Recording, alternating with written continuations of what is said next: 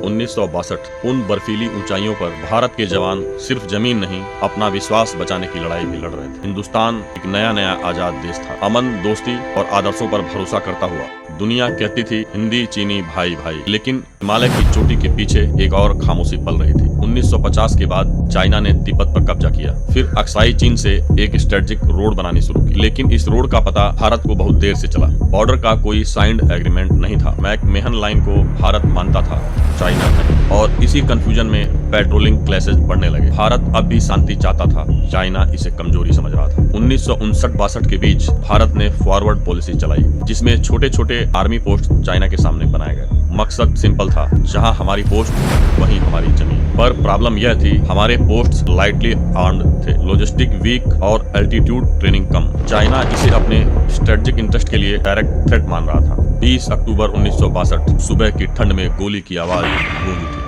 China ने दो front, नेफा और लद्दाख पर एक साथ हमला किया। चाइना के पास ज्यादा soldiers, modern rifles, better winter clothing, strong supply lines. India के पास जज्बा, मिट्टी और फर्ज से जुड़ा एक विश्वास। हमारे जवान high altitude -20 degree Celsius temperature में ऊंचे पहाड़ों पर बिना मॉडर्न इक्विपमेंट के लड़ रहे थे। उनके पैर जम रहे थे, पर इरादे नहीं। चाइना का ऑब्जेक्टिव क्लियर था, अक्साई चीन रोड को सिक्योर करना। उन्होंने तेजी से एरिया कैप्चर किया। हमारे जवानों ने हर चोटी, हर पोस्ट पर अपनी पूरी शिद्दत लगा दी, पर नंबर्स और इक्विपमेंट्स का फर्क बहुत बड़ा था। यहाँ भारतीय फौज ने दुनिया को दिखा दिया कि हिम्मत का कोई स्केल नहीं होता। तवांग, गोलांग, सेला पास, एक से बढ़कर एक कठिन टेरेन। फिर आई वो लड़ाई जिसे फौज आज भी सैल्यूट करती है। 13 कुमाऊं की चार्ली कंपनी, 120 जवान, सामने लगभग 1300 Chinese soldiers, temperature -30 degree Celsius, visibility लगभग 0, बैकअप नहीं।